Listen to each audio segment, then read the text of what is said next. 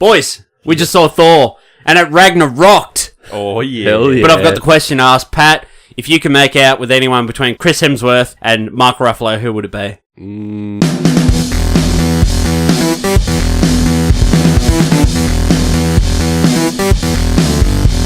Hello everyone and welcome to the Bearded Geeks, a weekly grab bag of topics covering movies, comics, video games and TV.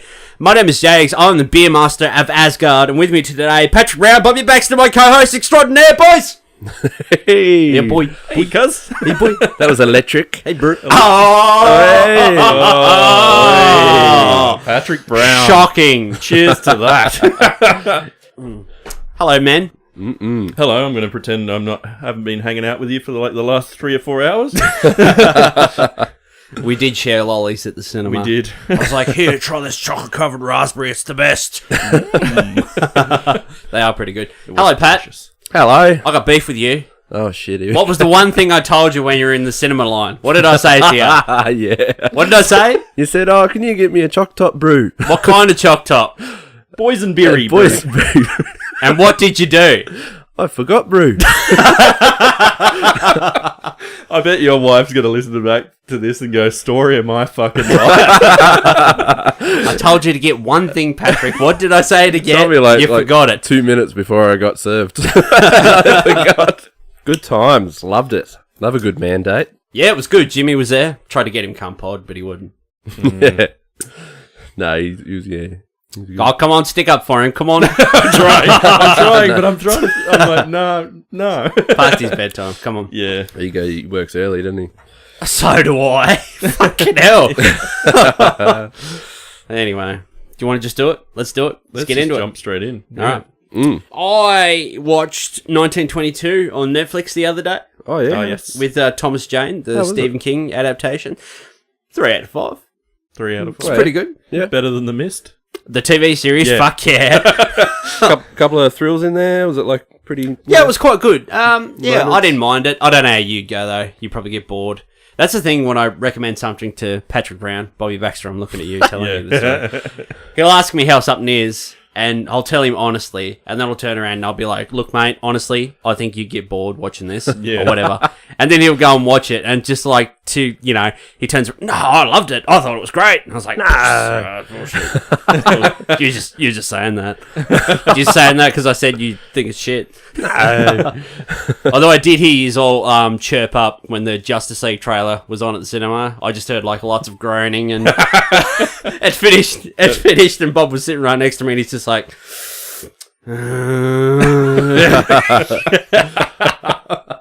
I'll let you guys go on your own main mandate for that one, maybe. I'll shout ya. Will you come if I shout ya? Yeah. Prick. Yeah, 1922, it was good. I'd probably give it, 3 out of 5. Yep. I thought it was quite good. You've kind of seen that story before, except without the ghost and the haunting and shit. But, I enjoyed it. I liked it. Pros? Thomas Jane. Yep. I don't know what kind of accent he puts on, but half the time I couldn't understand him, what he was saying. Yep. I was like, do I put the subbies on for this, or...? That trailer sort of gave that thing, yeah. I've lost the word. I've lost words. What's going on with me? Too busy just enjoying all the primary colours and Yeah, I think I've just wistful been New blasted Zealand by... comedy of Thor Ragnarok. Yeah. It was Thorsome. It Ragnaroked. Where did 1922 fall down for you? Without kind of spoiling too much, I guess. I think it was a little... what was it? It was like 104 minutes, I think it was. It's probably a little bit long. Okay, so it's only a movie. Yeah. Is it? Okay, I thought Yeah, it's a movie. I thought it was a series. It sort of slowed down probably in the second act. I like the whole idea. I can't really say without spoiling it. No, it's too much of a spoiler. I can't really say that.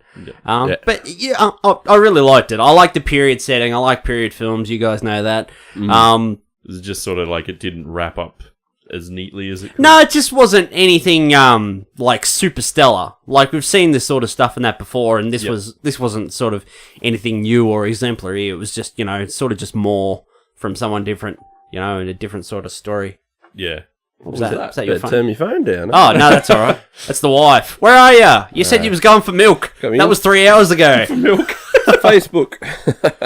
Better turn the internet off. There we go. You went to get You've some... only had the one Facebook all night? Far out. Come on, Patrick Brown fans. Normally what it's are you- going off. Yeah. All your bloody Eastern European fans messaging you. Teach me, master. Teach me. master. Last weekend, we went to Patrick Brown's birthday Halloween annual bash that Yeah. we go to every year. Oh, yes. Everyone got dressed up. It was very good. It was very fun. fun. We got the telly outside and the SNES Mini, and we all sat down and play like Mario Kart and Contra and everything. It was fucking great. Contra's a tough game. Yeah, shit. That's hard. That was a hard game. Yeah.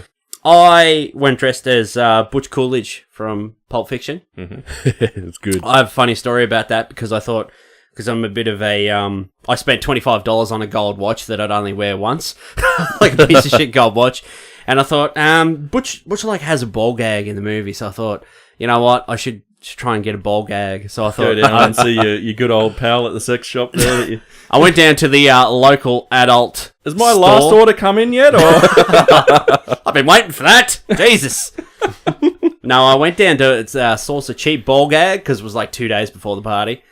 And I go in, and I walked around the corner. There's like this one seedy guy, like standing there with like his white shopping bag, like obviously full of magazines and stuff. And he was talking to the guy behind the counter, and it was like a rat, like you shone a torch on him. He was like, and then he's like, right, stop talking now. And he's like, leave. So I get up to the counter and I say, of course that guy's in there. Like when you walk in, fucking hell. So I go up to this guy at the counter, and he's real super friendly, and he says to me, hey, g'day, mate, how you going? Yeah, really good, mate. He's like, what can I do for you? I said, look, mate, I'm going to a Halloween party. I said, I need a cheap ball gag. What can you do? And he's like, oh, I don't think we have any cheapies. Normally they'd be in the $10 bin, but you turn around and have a look. So I turn around, there's like the $10 bin, and it's just like full of stuff you don't want to know about. Secondhand. Used. Lost and found. And he goes, we've got another ball gag up there. It's got, I won't go into too much detail, but it had some apparatus and that on the end of it. And he's just like, why the fuck would that be on there? Anyway, so he took me over there. He's like, come over here and have a look. I was like, okay. And followed him over. And then the He's dungeon door closed. Behind you. the red lights come on. I'm like, oh shit. Chains descend from the ceiling. Just I just walked feel in. like all this creaking leather behind me. And a Walked big into German his- man stands by. Hi. It's his playroom. I'm Hans Fetty. So he's pointing out to me all this stuff on the top shelf. He's like, you got your fetish stuff up here. And then he goes over this side. He goes on the left. He goes, you got your horse bit. And he turns to me. He goes, that's for the giddy up girls. So I was like, what? And he's like, yeah, he's talking to me about all this stuff. And he's like, geez, he's like, he pretty much just worked there. Like, he didn't care for the product or anything. He's like, why the fuck would anyone like buy any of this stuff? And I was just like, oh, I don't know. People are into stuff, you know. People like different things. And he goes, Different yeah, strokes. that's exactly right. He goes, that's what I think. I was like, oh, why'd you even fucking ask me then, you dickhead? So then I was like, yeah, he couldn't help me. He's like, nah, if we had any, they'd be in the $10 bin. And I was like, no, well. And I walked out. I was like in my work clothes, and I just saw like this lady like walking straight at me from the other end of the arcade, and I was just like, turn left, walk away. It's not what it looks like. It's not what you think. So that was my trip to the sex shop the other day. I kind of wish I went, like, because you were... Because you got plenty of shit to pick up from there too, don't you? I was going to say, I should have Pat's got outstanding stuff to pick up. Yeah. Can you tell He's got a tab. Patrick Brown to call me? I've got a big box of stuff over here for him. I should have went as the Gimp from Pulp Fiction. Just like this big crate with Pat in it. Bring out the Gimp. Just carrying it around on a chain. The Gimp's asleep. You would have like dehydrated in that thing. You would have like sweating your ass off. You would have lost like 5 kilos wearing that afternoon. Yeah. It was good though. And Pat, you had a birthday. What was the day before yesterday? Happy birthday. Yeah, yeah. Happy birthday, What did you get brother. for your birthday? PS4 Pro. Well, I requested that's like a combined like Christmas present and birthday, so I don't, because it's a hefty present. It's not cheap, so.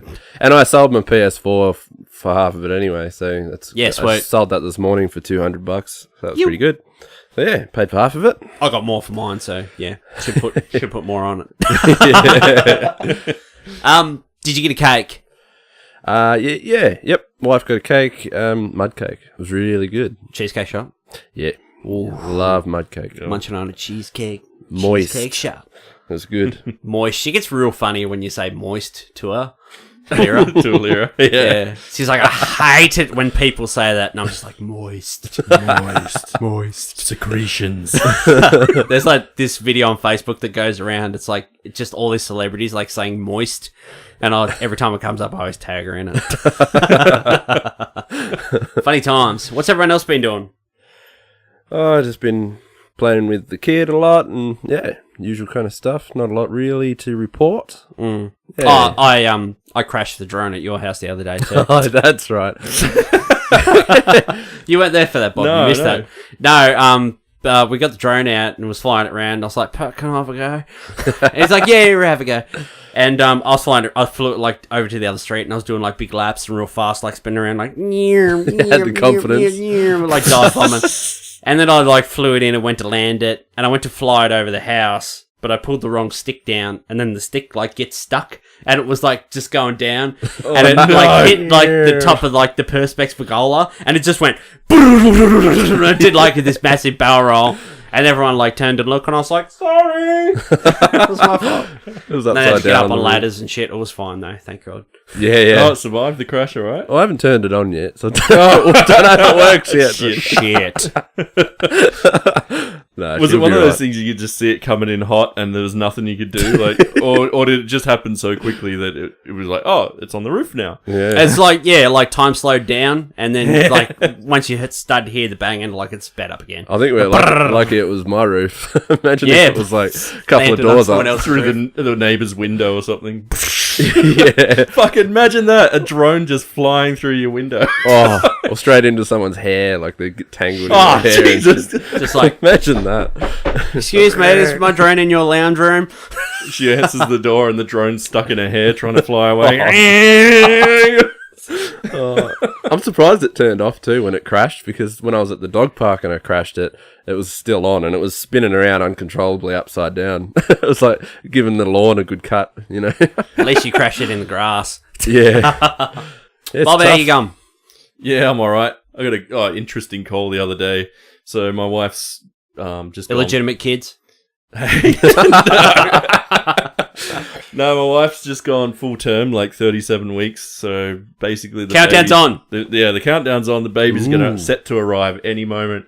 And then, so I go out for a walk in the morning, stretch my legs and stuff, and get back. And Hales has just got off the phone. She's like, "I've got some really shit news." I'm like, "What's going on?" She's like, "Our landlord just called.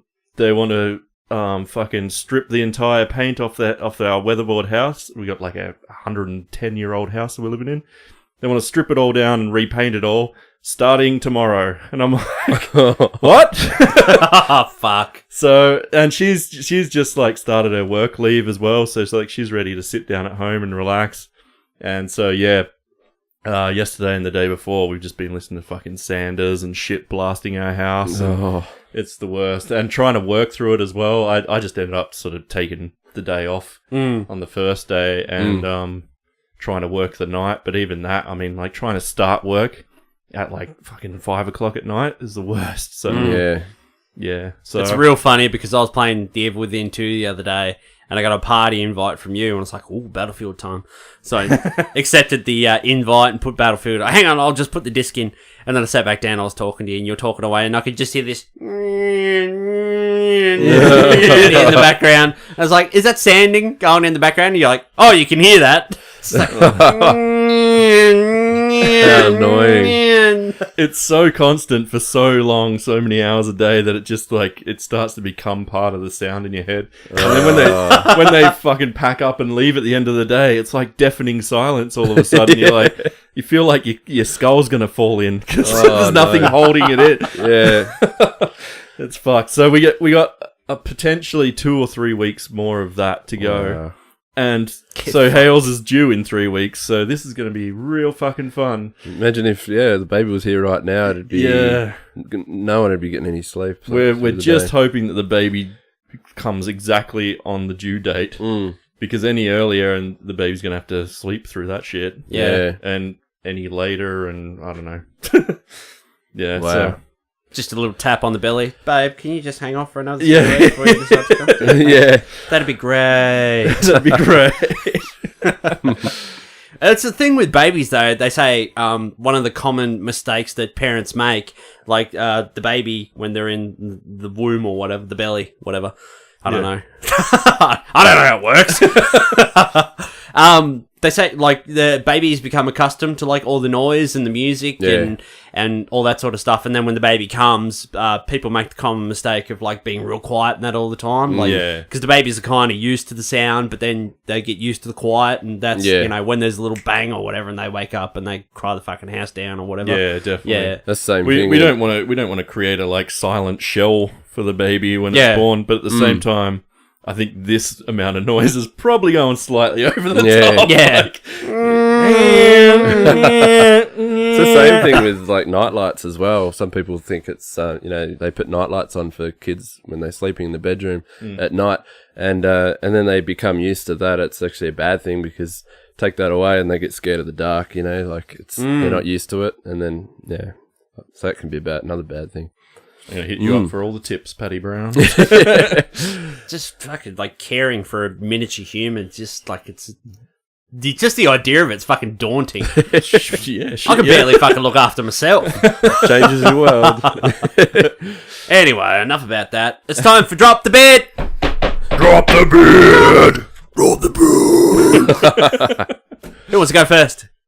I'm thinking about changing my song, actually, after watching Thor Ragnarok. Yeah. Fuck it, I'm going to change it. My song this week is The Immigrant Song by Led Zeppelin, because it was on Thor Ragnarok and it was fucking great. Nice. I've just got to remember what the name of the song was that I picked this week. Flaky Baxter over here, You come go, on. Paddy. My song choice this week is from In Too Deep by Sum 41. Hey! No. Hey, that was my song! No, mine's from Static X, and it's called The Only. Yeah, really good song. That's a great track. I like it. That was really difficult scrolling back through this chat thing, trying to find where I posted the song. We talk so much shit. We do, yeah. Lots of gifts. Yeah. Lots and lots of gifts. My phone won't load any of them. My name is GIF. GIF. Doesn't really work Oh, like that. no, that's Paddy's song. Keep talking about your song, Paddy. Mine. It's very music-y. I've been very music-y. I've had it on my list for a while. I've got a bunch that I want to kind of put in. Yeah, same. It's just finding one for the week. Yeah. No, I usually play it a few times before I choose. Like, you know, just is this it?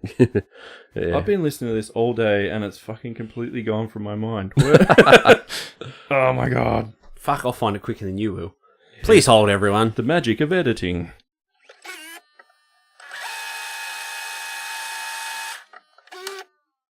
Yes. So, my song for the week is... I'll just cut all that 2 minutes out. Yeah. My song for the week is Max Raptor, Big Divide. I struggled to remember that because I literally listened to like their entire back catalogue this afternoon. So, but fucking love them. They're like kind of, I was saying to Paddy, they're kind of like Rise Against You a bit, but English, very English sounding band, and yeah, just fucking really cool, raw punk rock stuff. Yep. Awesome. Dig it. I had another song pick, but I'm not going to do two because that'd be a bit prick move, but I'm going to do it anyway. My first song was The Cure, Friday, I'm in Love. Because I heard it on the radio at work today, and I was like, fuck, I love that song. I'm going to do that for Drop. It is good. It's really mean to play that song on a Thursday, though. Yeah, I know, right? Fucking hell. Did anyone else have another song they wanted to throw out real quick as soon as I throw out a second one? On the spot. On the spot. On the spot. Black Lace, Agadoo, do. With pineapple, shake it tree. Is that a real song? It is. Do. Yeah, it is. Push pineapple, shake the tree. I don't know where that came from. Sorry, I'll edit that out too. So we might do the news. Time for the news. We're just zipping through today's episode. Yeah. Because it's really late. I want to go to bed. We got the running times for some films this week. Pacific Rim Uprising is going to run about the 2-hour mark, which is fine. I was really struggling for news, so I sort of just wrote stuff down, but then I found like heaps. So I've got heaps of these. And Justice League will run at 121 minutes, which is super reasonable. Oh, yeah? Just 2 hours. 2 hours. It's even shorter than Thor. Thor was just like 2 hours and 10 minutes, I think. Okay. All right. Yeah. 121 minutes. The tight little movie. Mm. Right. It's funny that a 2-hour movie is considered tight these days, but Yeah, I know. Alright, let's keep going. I want to go to bed. We had our first behind-the-scenes shot from Venom this week. Venom started shooting day before yesterday. Yesterday. I'm surprised you guys haven't been filling up the chat with that. I saw the news, but I didn't want to look at it. Yeah, but what, is it interesting or...? Well, the behind-the-scenes shot was just of like Tom Hardy and Ruben Fleischer and stuff behind the scenes. But we did learn a little bit more about Venom this week. Andy Serkis was being interviewed for something performance capture related, no doubt. I think it's like they're starting to do promo stuff for War for the Planet of the Apes. I think they're going to go for like Oscar buzz and shit. Yep. And I think it's just coming out on Blu-ray as well. So anyway, they were talking about performance capture and everything and how big it is. And then he sort of just threw out, Tom Hardy is currently doing a film that's all performance capture. Oh, really? So what they're saying is that, you put 2 and 2 together. Yeah. Venom's going to be all performance capture and all like CG creation. That's perfect, yeah. Which is cool. That's what I was hoping for. Yeah. He needs to be real big and meaty and, yeah. And ridiculous. You can't do that with, anything normal, so... makeup and stuff. Yeah. Yeah. And also, there's a rumor that the story will be based around the Lethal Protector storyline, which has Venom moved to San Francisco, and he sort of becomes like sort of anti-hero, fighting the good fight and such. And then he gets into a big fight with an army of symbiotes, which is funny because the film, they're actually shooting in San Francisco, and they've talked about having Carnage in the film as well. So that sort of adds up. What's an army of symbiotes, though? Is symbiotes something that's ever been an army before? Or? Yeah, well, originally, the symbiotes, they had their own planet, originally. Okay. Oh, okay. And it was actually destroyed by Galactus.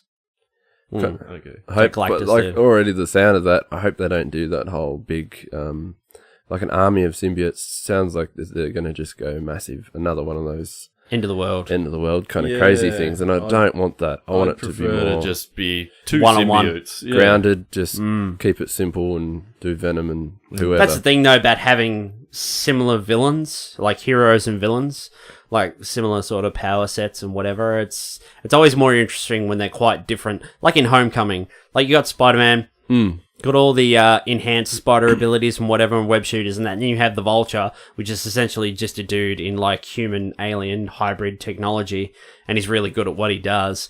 Yeah, just the play off of both of them being quite different. Although the Vulture's not as powerful as Spider-Man, just like the size of the suit and the wingspan and everything is quite intimidating as well. Especially that scene on the beach where he's like holding him up. Yeah, it looks great. really like that bit. They're kind of clever with that too, because they kind of are both the same. I mean, one kid's just a kid from Queens with a high-tech suit and powers, and the Vulture's just an old guy from Queens as well, with high-tech suit and powers and shit. And but they mirror each other in that way. But then they're on the opposite end of the spectrum, being young and old and good and evil. Well, not particularly evil, I don't think the Vulture was, but there's like enough of a difference between the two characters. And that's another, that's really cool because the way that the older, he's older, he's a man, talking about the Vulture, but Peter Parker's very... he's a boy. He's too shy and young, like in that scene in the car, he could have, if he was more matured, like Peter Parker, he probably could have just grabbed his arm, stopped the gun, and punched him out there and stopped it all. But handled him. He's too scared and timid and like a little boy, in the back. And that was really cool to see that difference between a intimidating man and a little boy. Yeah. He's still got that whole sort of, respect your elders sort of mentality. That was good. Except when you get older and you're like, fuck them, don't give a fuck, do what I want. Old man Logan style, just fucking cut their head off. Yeah. Speaking of Logan, Logan director James Mangold has confirmed that he's working on a script for an X-23 spin-off, and he's working on it with the creator of X-23, Craig Kyle, who also co-wrote Thor Ragnarok. Interesting. So, yeah, they've been working on that for a little while, actually. I think they've been working on it for about 6 or so months. Yep. But yeah, James Mangold is he's pretty confident about the film, like due to Wonder Woman. He sort of says here, Patty Jenkins' success with that film only solidifies more for studios that there's less to fear with a female protagonist. The more that keeps getting hit home, that ends up giving me more space, turning around and going, well, here we are with a female protagonist. That's incredible. And what are we going to do with her? And that's where we are with that, the X-23 script right now. Do you reckon they'll keep the same actress? Little girl? Yeah. Well, I hope so. Yeah, I hope so too. Because she was great. And what I also want to see is that same ferocity and that same, like, fucking rawness of Logan. And R18. I don't want to see him water it down. I want to see him, like, take her and her crazy badass skills and put them basically in another Logan movie. Yeah. Like that tone, anyway. Needs to be all blood and gore. Every time I think back to Logan, I'm just like, oh, that was such a good movie. It's heavy. Like, every time I just think back to it. They're starting to ramp up the sort of Oscar campaign for Logan, and especially Patrick Stewart, Best Supporting Actor Oscar, being nominated for his Charles Xavier performance, which I thought was really good. Yeah, I love He should at least get a nomination for that. The amount of shit fucking movies and that get nominated and win, like, fucking... I don't know. I'll watch the Academy Awards every year, but it's, you know, the person who's sort of most deserving, or the film that sort of deserves recognition, either never wins or never even gets nominated. Like, go back bloody 5 or 6 years, like, Drive, like, Albert Brooks in that movie. Like, that was one of the, like, best supporting performances in a long time, and he wasn't even nominated for that. Like, you know, anyway. It's all a big business, like, clicky fucking sort of shit. Yeah. And especially with, like Eddie Murphy and Dreamgirls and stuff. Like, Eddie Murphy sort of made this mini comeback, and, like, if he won the Oscar for that, like, that would have been great. But then, like, a month before the Oscars was on, like, Norbit came out, and that movie was just, like, a critical, like, disaster, and it just, like, tanked. And off of that, everyone's just like, ugh. Yeah. Fuck Eddie Murphy. And that's bullshit, because he's not being judged on the performance he's actually nominated for. Yeah, exactly. Yeah, this other shit film that he decided to do bloody before that's only just coming out now, is affecting, like, his, his Oscar chances. And just think where he'd be now if he won for that. Yeah. Because what do you hear about Eddie Murphy now? You don't. You just hear, more Norbit type shit. 1,000 words or whatever it is. Yeah. Yeah. This was a cool little tidbit. This isn't official news. This is just something that sort of came through the news grapevine yesterday, I think it was. Simon Pegg had an interview the other day, and they were talking about Shaun of the Dead, and he said that he jokingly wrote a treatment for Shaun of the Dead sequel that was not zombies this time, it was vampires, and it was called From Dusk Till Shaun. And that was just a sort of jokey treatment that he wrote. Yeah. Him and Edgar were pretty much just talking about that, like, over beers at the pub. Yeah. So yeah, I just thought that was really cool. But Yeah. you know, I don't think I'd ever want to see a sequel to that movie ever, or any really sort of Edgar Wright movie. Maybe Baby Driver. I'd be keen for a Baby Driver sequel. That's the kind of movie that it probably could work for, I think. Not like an Shaun of the Dead Ed- would be great to maybe see, like, a little 5-minute, little comeback skit or something. Yeah. But I don't know. Yeah, I think leave the movie where it is kind of thing. It's great. I think so too. Yeah. I love Just that keep movie. doing those Cornetto movies. Like, don't stop at a trilogy. Just make some more, like, because they're all entertaining in their own right. And there are plenty of Cornetto flavors out there. Yeah, definitely. Vincent D'Onofrio will be back as the Kingpin in Daredevil Season 3. Yay. Which is great, because apparently I think they're going for the Born Again storyline for Season 3, where the Kingpin finds out Daredevil's secret identity as Matt Murdock. All right. And then shit gets real. Gets really real after that. Yeah, so that'll be cool. I'm looking forward to that. Oh, and The Punisher starts on the 17th of November. Oh, nice. And Stranger Things Season 2 starts tomorrow. Cool. He was an excellent Kingpin. Did a really good job at that. The scene where he smashed the dude's head in the car. Yeah. Brutal. Kate like had to turn her head away from the TV. She's like, "Oh, is it over yet?" It was just like all like watery and shit. Like very intriguing character as well. Like you don't usually find. I think that's why part of the reason why so many people love the first season of Deadpool. We are getting a Deadpool TV series. My brain is fucking fried. Animated series.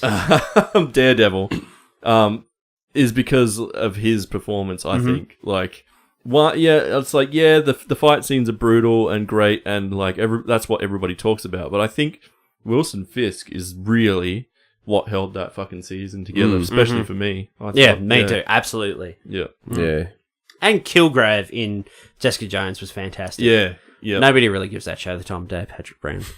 You should watch all that. And you got to finish Luke Cage too. I really like Luke Cage. Yeah. I don't like how in these TV shows though, like the first half of the season, they'll deal with sort of one villain, and then that villain will go away or get killed off, and then they'll start like the rest of the season with another villain. Yeah. I'm like, that's what happened in Luke Cage. Spoiler alert. But see, that's why I think Jessica Jones and season 1 Daredevil works so well, because they didn't really do that, did they? No, you had the consistent villain through the entire season. Yeah, and he was a menace the whole time. Yeah. Same Kilgrave. Kilgrave was just actually a really interesting villain.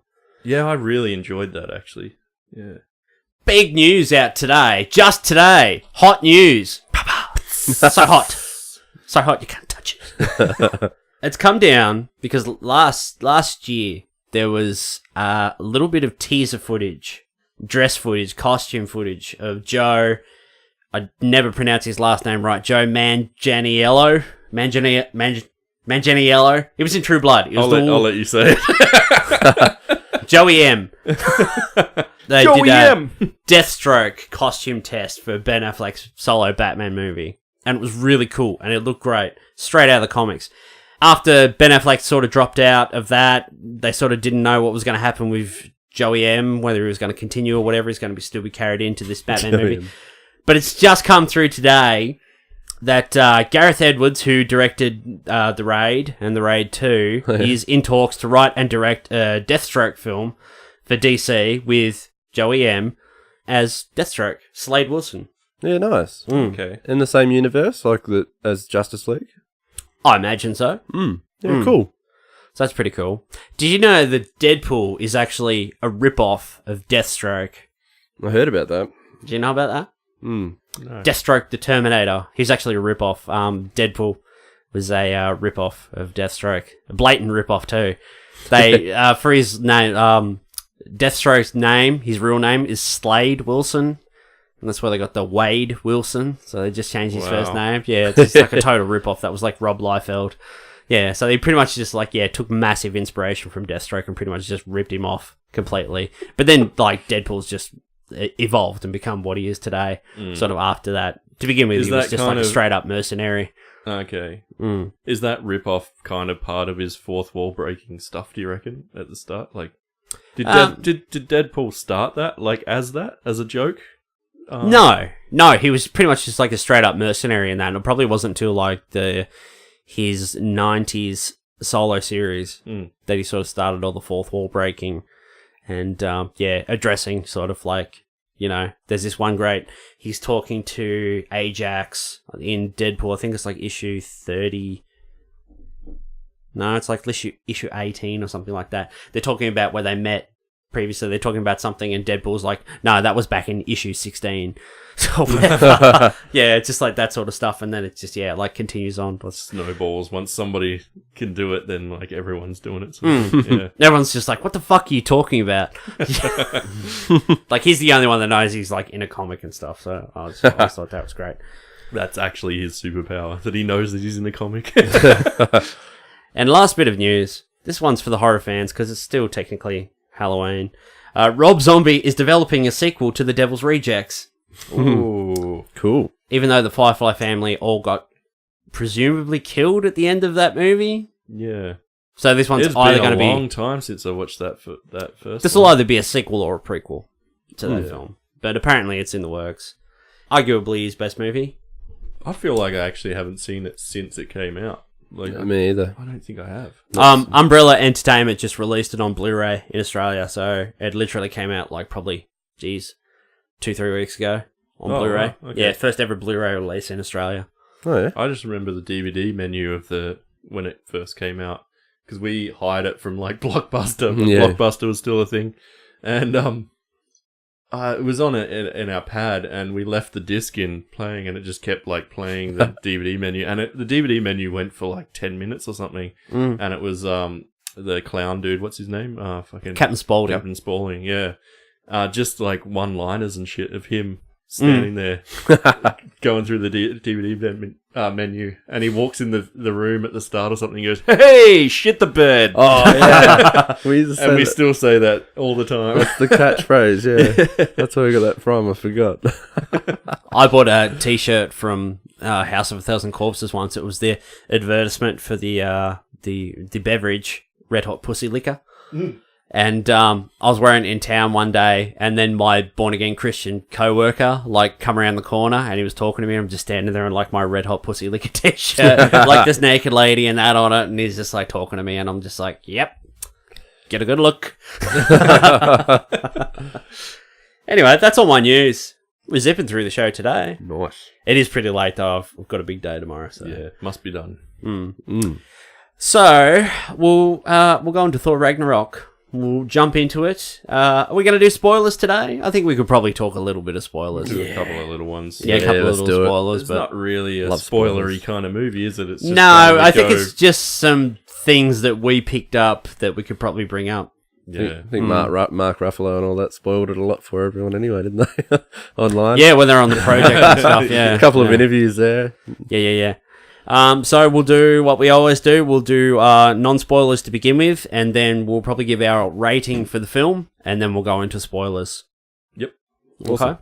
So, Bobby, what's the story for Thor Ragnarok? What happens? What's the premise? Lots of funny, weird shit happens, and there's aliens and god things, New Zealand in space. and Kiwis in space, Lots of primary colours. and lots of haircuts and Stan Lee cameos. Stan Lee cameos and Hulks. Yeah.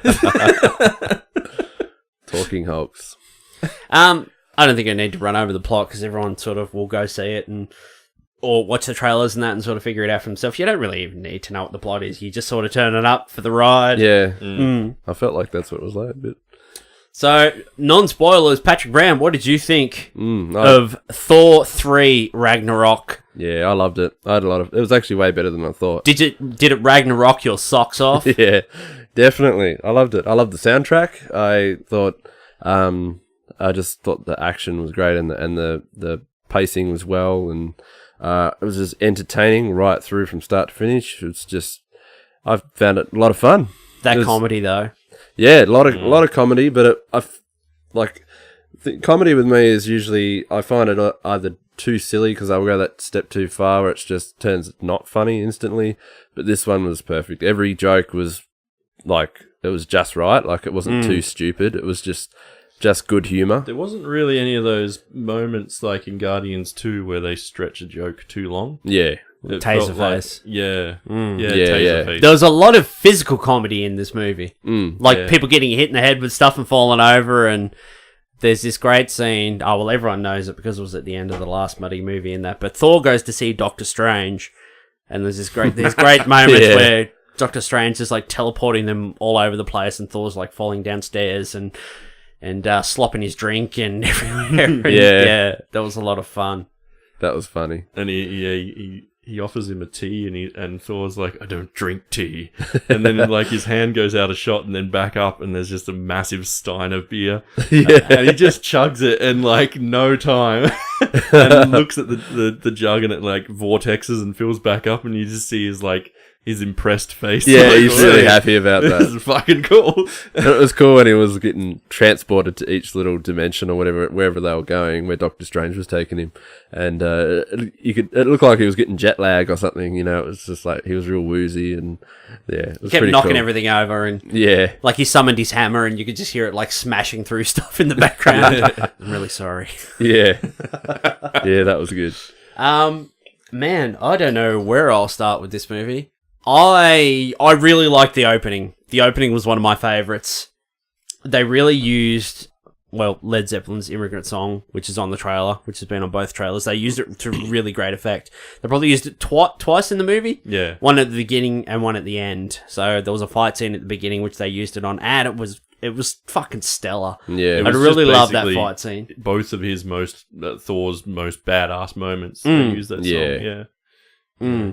Did you feel like it was a road movie? Like there was a lot of jet setting all over the place and going to different Asgard to Earth and back to Asgard and then back here. Yeah, it was cool. Yeah. To Sakaar and back over here and Definitely had like the Guardians kind of vibe to it. Yeah. Didn't it like almost was kind of like a Guardians It movie felt if you like switched it. out the characters. Yeah. I really liked how like in everyone, it's not really a spoiler because it's in the trailer, you know, where he goes up against Hulk. That battle was so awesome, and just that entire battle was just. It actually toward the end of that gave me tingles the way it worked, like the way it panned out at the end and that, without spoiling anything. It was just a real good payoff. You know, it really made you feel just really good by the end of it. You're just like, yeah, that was awesome. You got sparkly fingers, didn't you? Yeah, I did. I just really loved how this was put together. Like, this was like in the hands of a director that really understands like comedic timing. Yeah. And like Chris Hemsworth, just like he's a really funny dude. Yeah. It's like let him do more comedies. He's really fucking good. Or make these Marvel movies funnier. Like, maybe not Infinity War, because that'll be all serious, but yeah, like, fuck. I had a lot of fun with this movie. Like, I was laughing my ass I off. laughed a lot. The pamphlets. Oh, man. We What's that? was going to start a revolution, but we didn't print enough pamphlets. Oh, yeah, that's right. So that was played by Taika. Taika Waititi plays, what was his name? Korg. The big rock monster. One of the stone dudes. Oh, was that him? Yeah. That's great. That's why he's got that such a sort of weedy little Kiwi The accent. thick accent, yeah. I couldn't pick the voice. I thought it was fantastic. And what was the other dude's name? The little insect dude? Nine or whatever his name was. Yeah, something like that. With blades for hands. It's like, it's got no hands, it's got blades for hands. I like the rock guy, and he's like, what did he say? Oh, no one's a threat against him. Oh, unless they're made of scissors or something. Because I'm made of stone. Because I'm made of rock. That's just a little joke there. Yeah. Yeah, that was great. Went straight over Thor's head, and he's just so like, many just good a little lines. joke. Yeah. The part I laughed at most was the pamphlets line. Yeah. I bowled over in my chair. I went forward. I was laughing my ass off. Yeah. And the piss off ghost scene. Oh, the piss off ghost, yeah. That was excellent. Loki's hologram. Yeah, Loki appears to Thor and they're having this conversation, and then he disappears and Korg runs in from off shot and just like stomps where he was, and he's like, "Piss off, ghost!"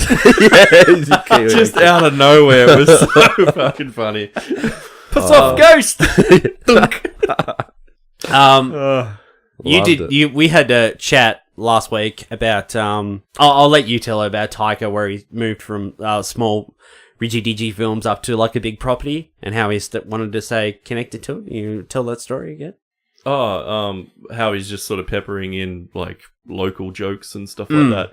Yeah, so he's at the helm of this fucking behemoth kind of franchise movie. Tentpole film. Yeah, and but he's come from very sort of like modest roots, you know. All his previous things are like Eagles vs Shark, Boy, What We Do in the Shadows, and Hunt for the Water People. Yeah, and so to jump into a massive like fucking superhero movie, he was kind of like, well, this doesn't really feel like my realm, so I'm going to throw as many kind of local fun references as I can at it, and you know, enough of himself sort of thing to feel attached to it. So it felt like it too, didn't it? Which was good. And there was a few awesome little like jokes in there. And one that Brent and I we fucking cracked up at.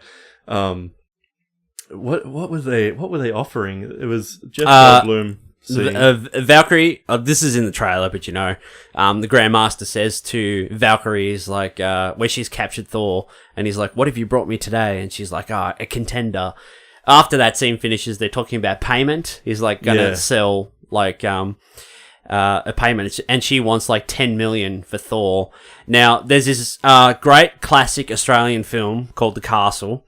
It's about this family, and they buy like a lot of secondhand stuff and that, and the son always yells out to his dad, "Oh, such and such is selling like a pool table or whatever it is, or a dartboard or some shit like that. What's he want from it? What's he want for it?" And he tells him the price, and then he turns around, "Tell him he's dreaming." Yeah, that's right. So they incorporated that line into this movie. She wanted 10 million, and then the lady who played the childcare.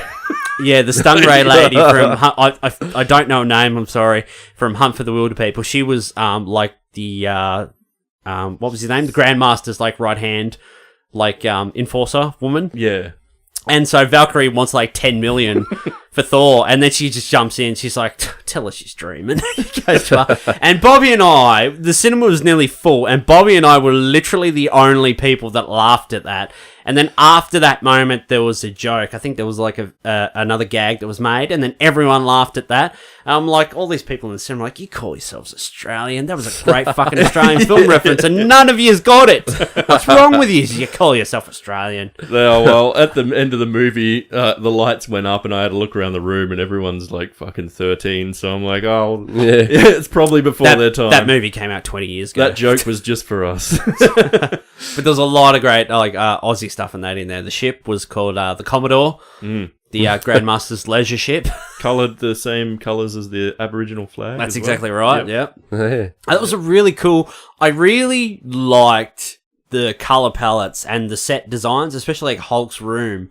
Hulk's room looked great. It really looked like... Because obviously Hulk in the... Contest of Champions is the champion, so he gets like the nice pad with the nice bed, and he's got like all booze and that, and like he's fucking bouncy balls and shit. He can bounce around in that. Bath. Yeah, spa and yeah.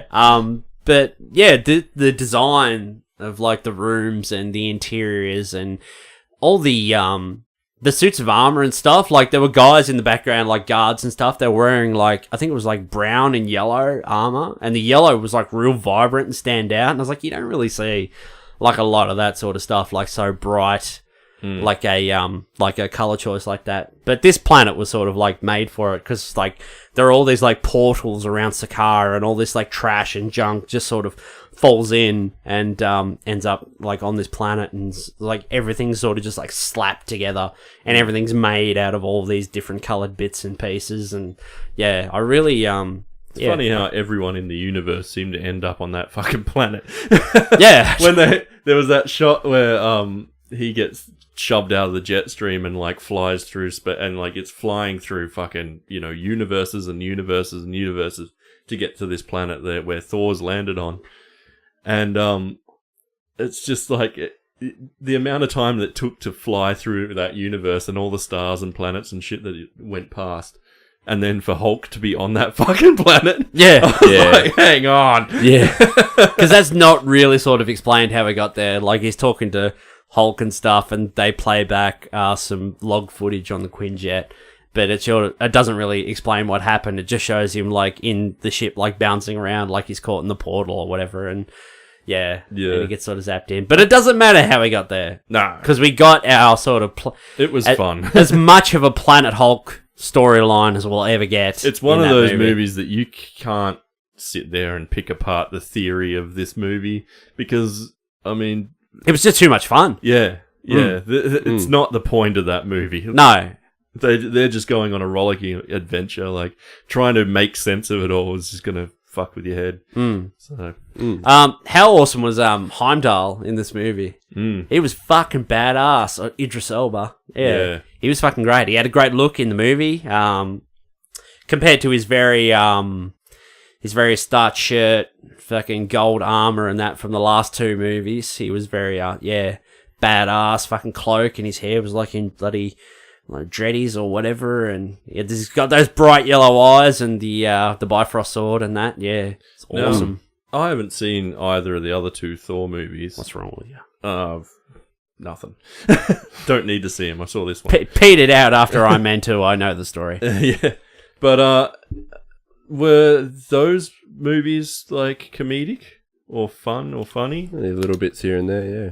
A little bits here and there, but not really. Do you feel Not that like heavy. Do you feel like the characters are different in this movie compared? Like, do they? No, feel like I feel different- like they're very similar to what they've come, but they've like sort of grown sort of organically. Because pretty much straight up, Loki was like the villain of sort of the first film, and then he was back in the second one, and they always played this sort of back and forth, like they work together and then he betrays him, and they work together again and then they betrays him, and yeah, it sort of plays that up. But yeah, this really sort of played on the comedy element and beefed it up. The massively. film that is most similar to this is probably Guardians 1. Yeah, yep. See, yeah, because I don't think I've seen really Thor in anything since like the first Avengers movie. I haven't seen the second one. And I feel like my memories of Thor from that movie to now, they're like totally different guys. They're like completely fucking night and day different kind of guys now. Not in a bad way. I think like I way prefer this Thor to that older Thor. That's what I was worried about when I was going to watch this movie, because I knew how much of a comedy it was, and I'm familiar with what Thor is and what he's like and what he's been like in all the other movies. I was worried that they were going to stray too far, and he's just a totally different guy, like a different person, and it would just change the character. But it really felt like, still felt quite natural, and I was really surprised. That's why I thought it was better than I thought, because it fit everything, all the jokes, everything was just great. I found it really enjoyable, and I was quite surprised because I thought it would kind of ruin the tone and the feeling of like all the just the Avengers, even Hulk as well. I thought it'd just make him a bit too funny and stuff, but even though he's always been more angry and serious, but it's really funny that you guys say that, because I've read like a few comments online in the last few days, and people who haven't even seen the movie, they're like, oh, fucking, this New Zealand fucking guys ruined this movie. He's turned it into a comedy instead of a fucking action film and that like it's meant to be. I'm like, fuck off, dude. You haven't even seen it yet. Yeah. It's just like, what's wrong with you?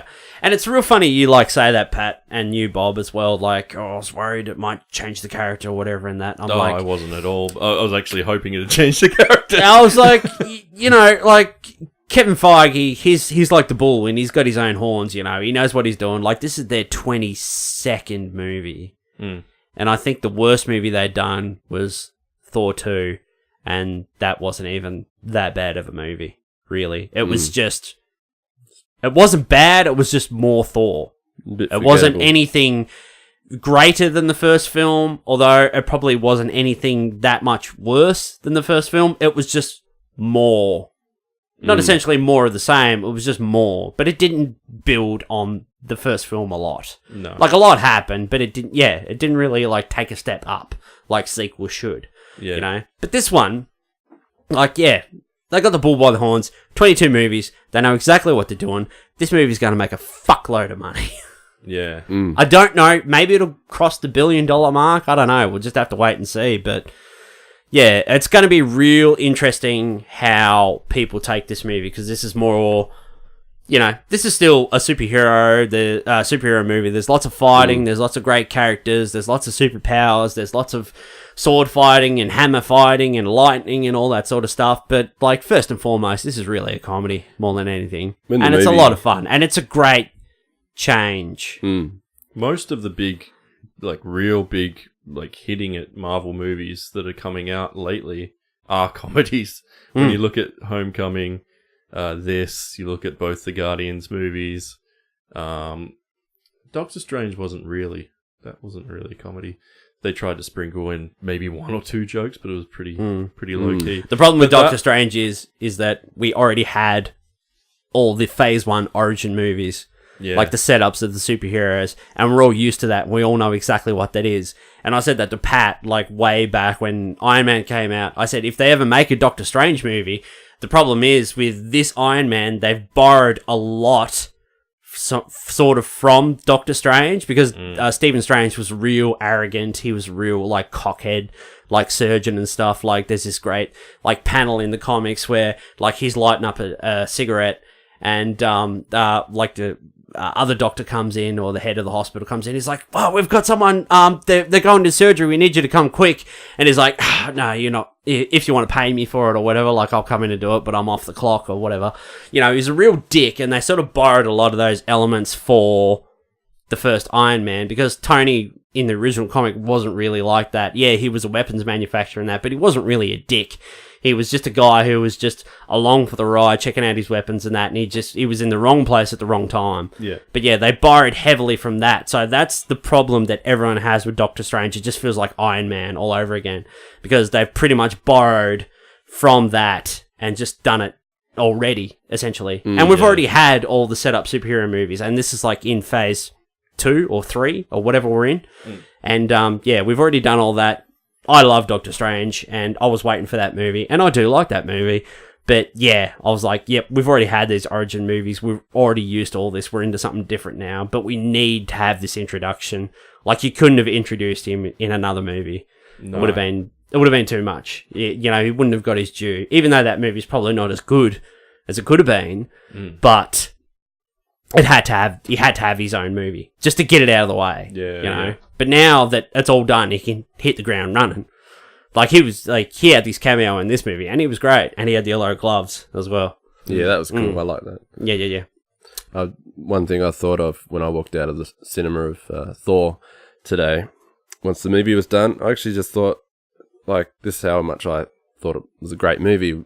I thought we're quite lucky to have a movie like that now. Like, I walked out and I thought, I'm glad we have this. This exists now.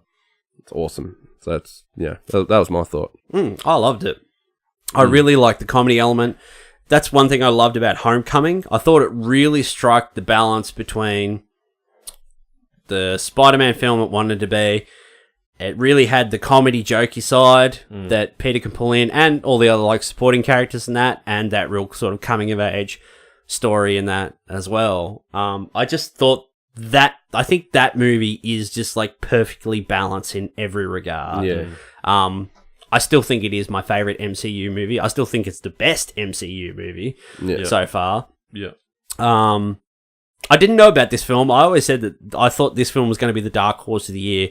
I think I still like Homecoming more than this, but I love the shit out of this movie. Yeah. I think I just like Homecoming because it just was that perfect balance. Like, I got everything I wanted out of that movie and more.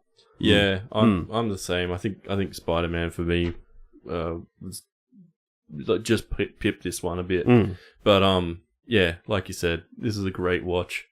I think going this kind of more lighthearted tone for Thor is like, it might, I imagine it could probably piss off a lot of hardcore Thor fans who would probably maybe like the serious stuff a bit more. But with them trying to tie it into the MCU, you've kind of got to go either one or two ways. You got to go super dark, super serious, like Nolan Batman style, with sorry, making trouser coughs over there. No, it was in my throat. Oh, it was in your throat. It's just my dinner to coming soon. I've completely lost where I was going. Like super dark Nolan or what they're doing now. Like, otherwise you hit that kind of middle ground, high fantasy stuff, but it's not really serious enough to pull you in, kind of thing. Like, or it just ends up being a CG fest that you don't really care about. Whereas I think adding all of this humor to it and all of this fun and like exciting, colorful, like places to go and things to do, I think that's like what people want to see. Yeah. I still think the best trilogy of the entire MCU is Captain America still.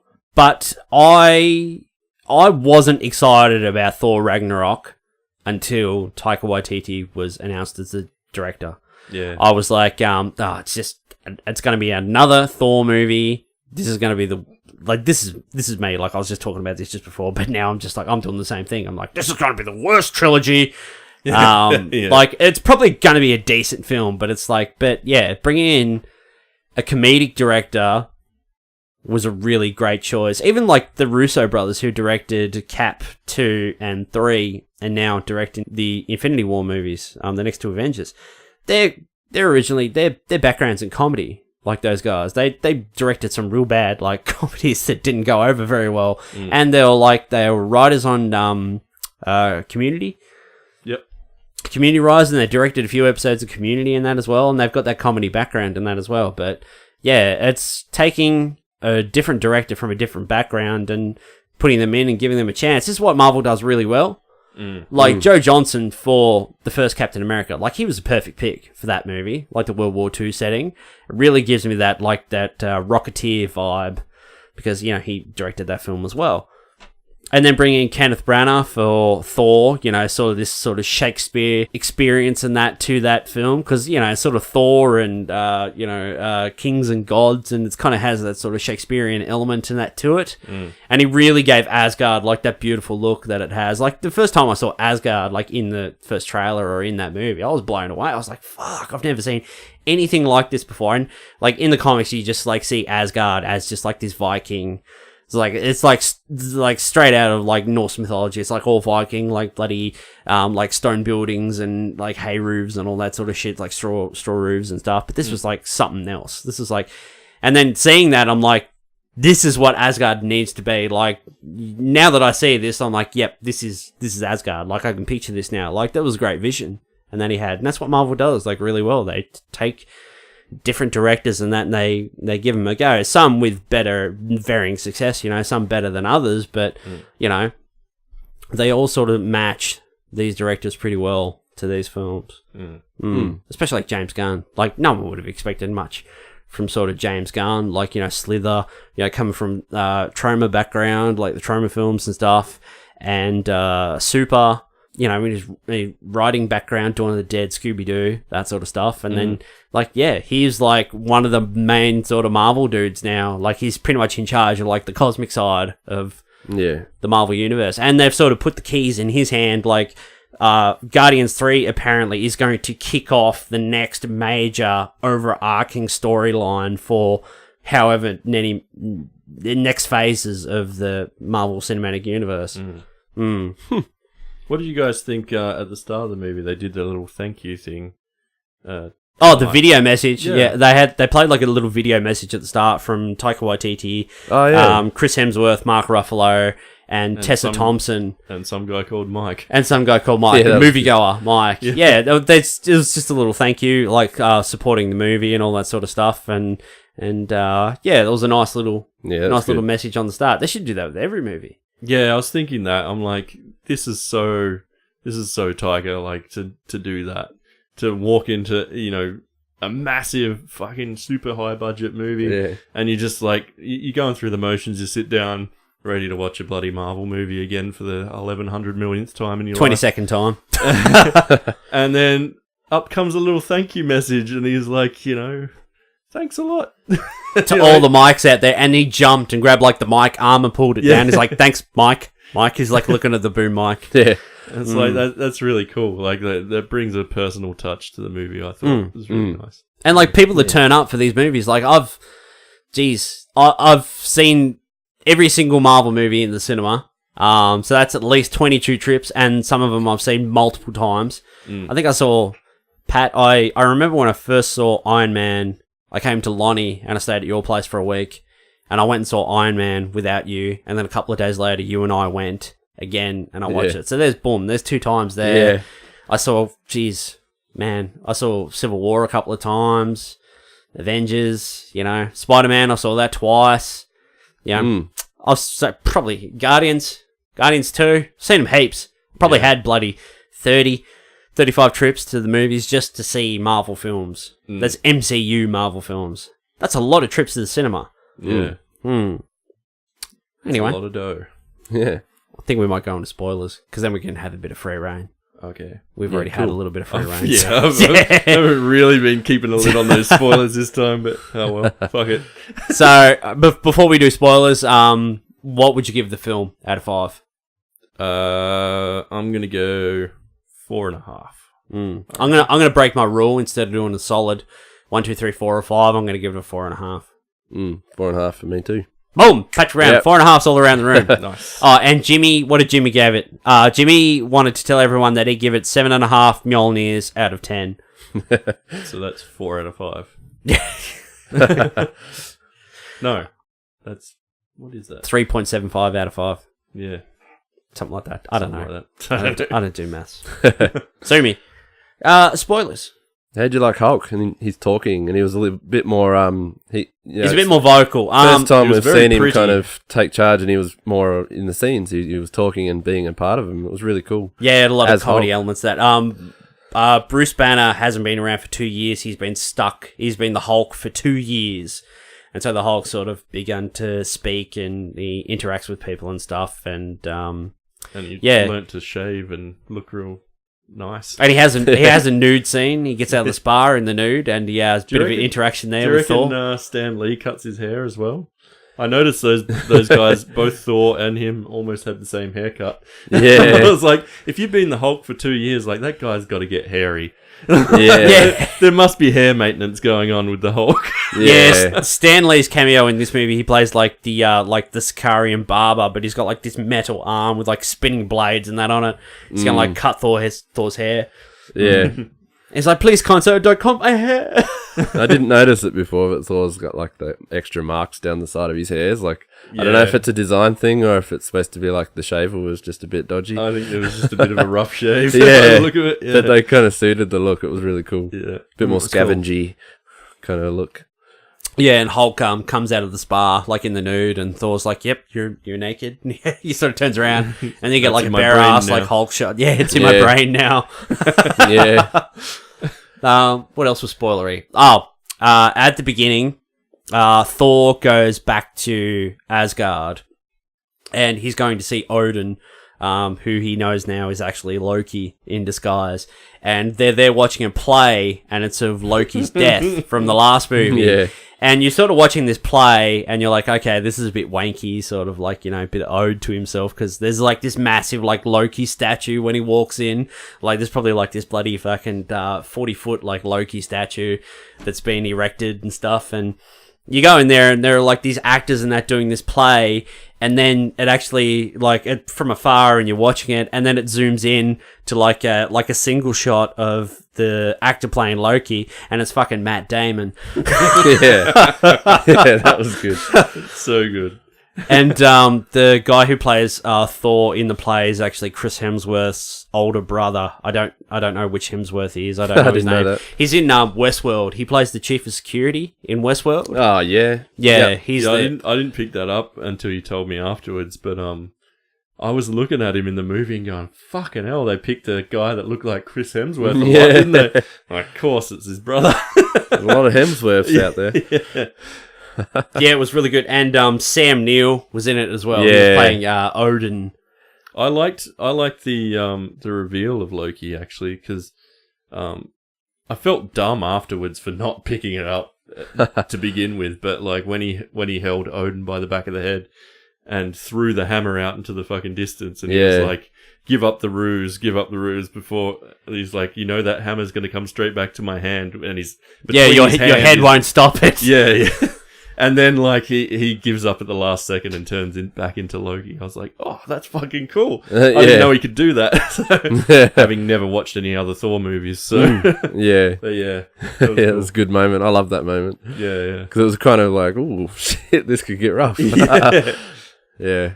I really loved Korg. I thought he was great. Korg was Taika my playing Korg. fucking Yeah. favorite. That was The scene where Thor gets dumped into like the gladiators like room. It's just like this big round room, and they're talking about the champion. He's like, Thor's like, I'm gonna fight the champion, who we all know is the Hulk, like from the trailers and stuff, but they don't actually say it. He's not revealed until the actual pit fight.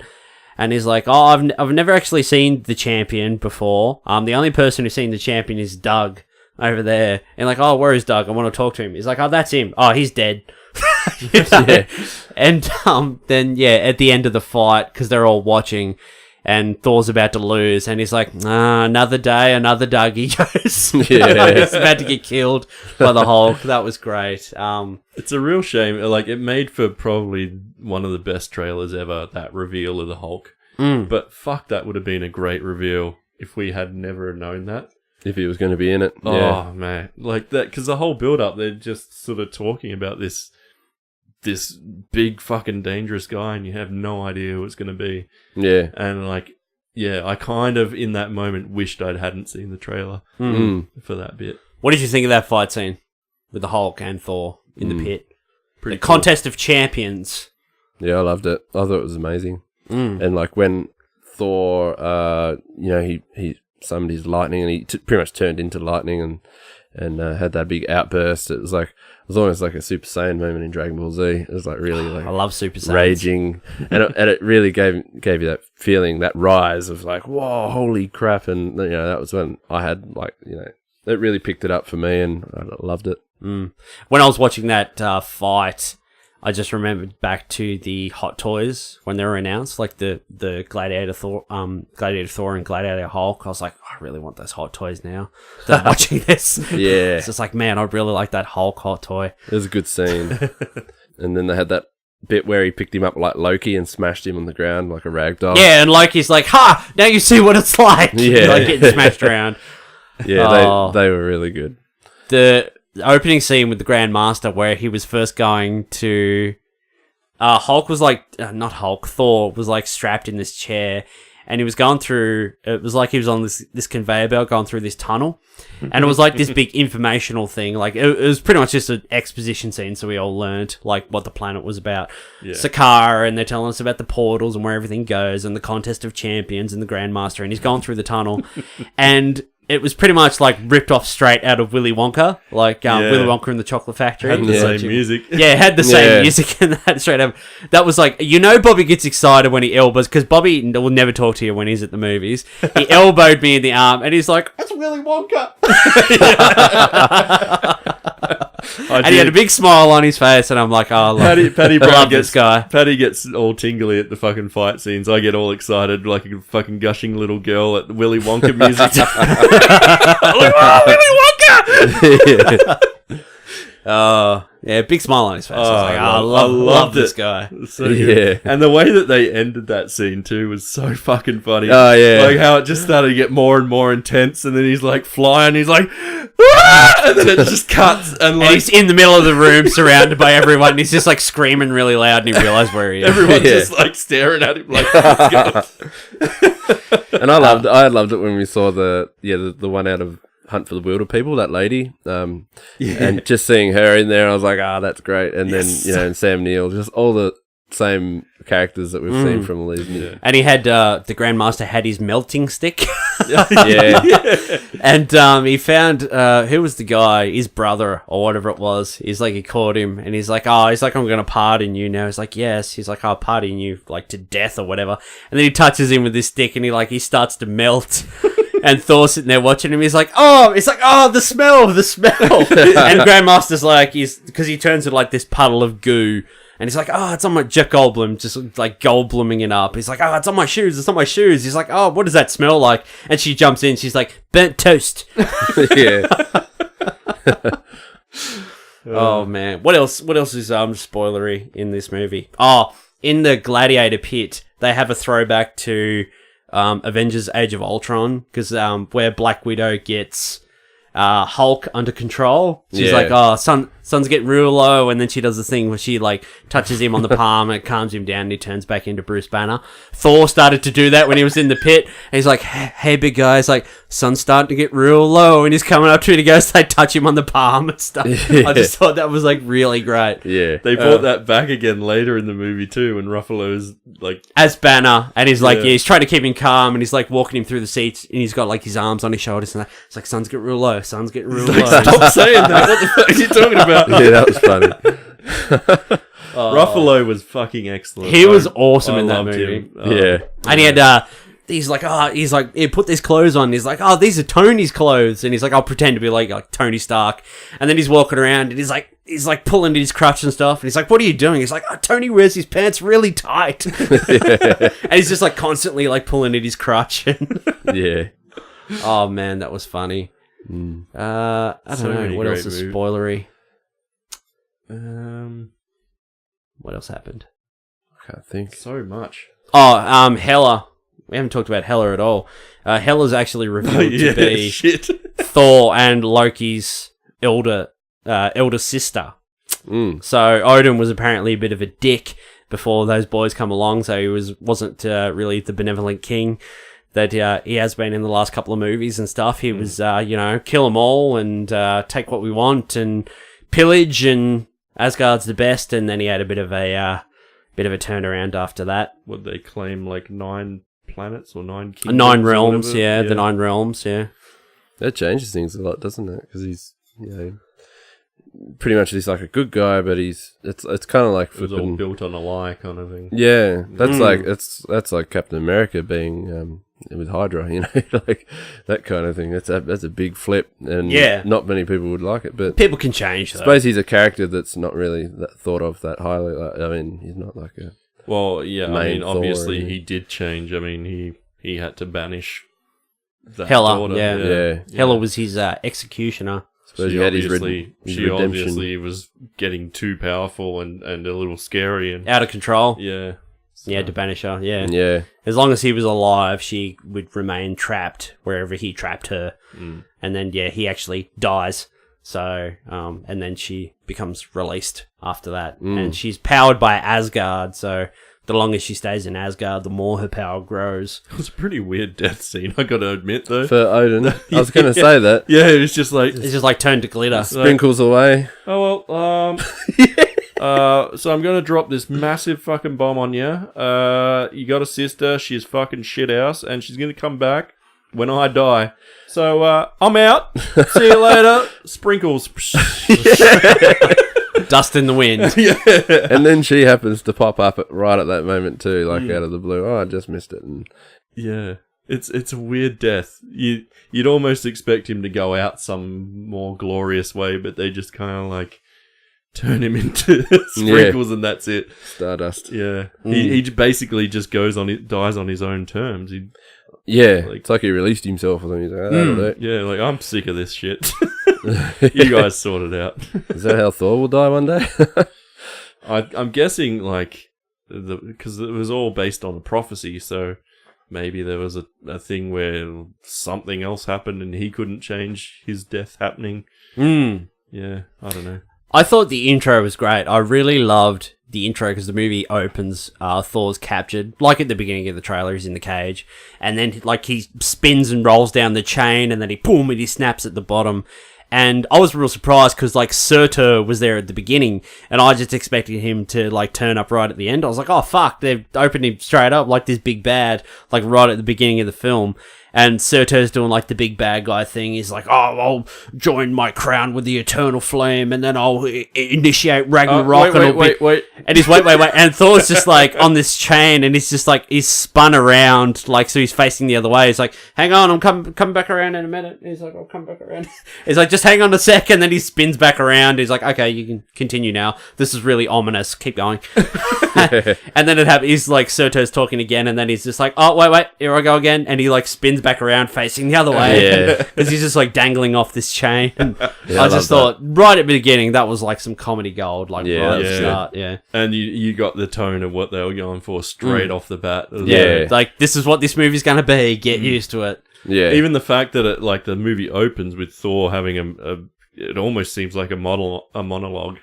And then, like, it zooms sort of further out of the cage, and you realise he's just talking to another skeleton in the cage. And the jaw just drops off. And he's like, oh, so how long do you think we're going to be here? This is the one thing about this film, like, it'd be interesting to see how people actually accept this.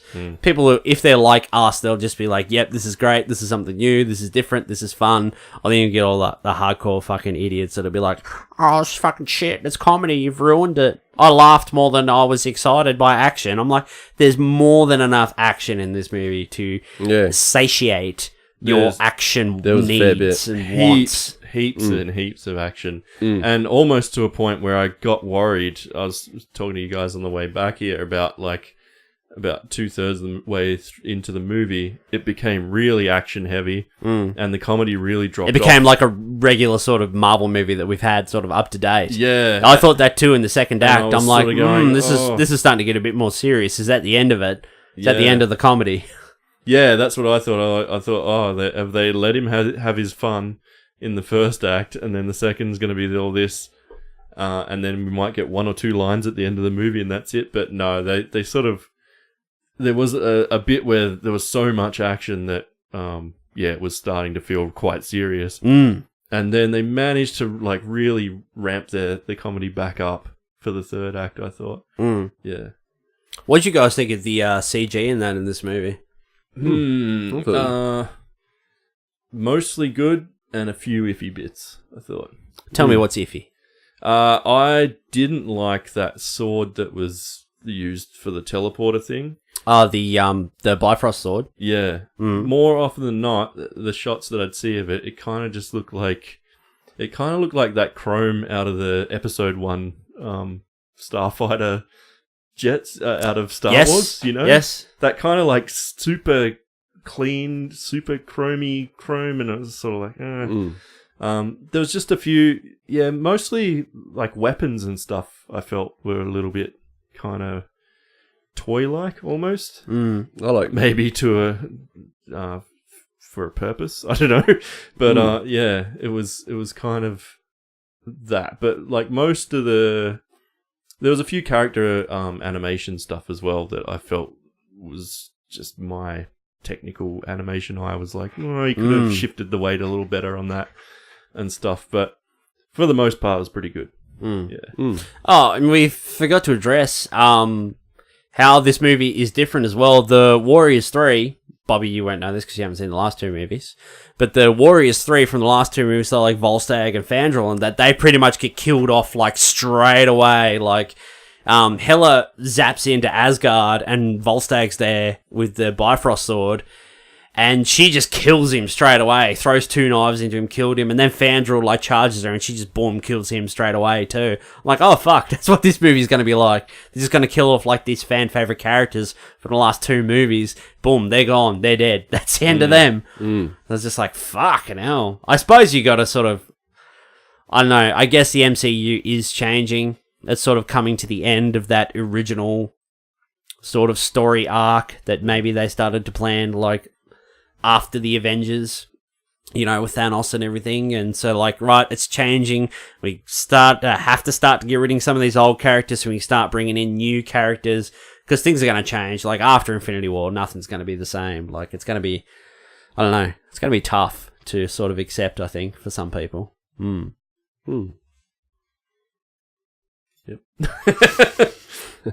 Infinity War.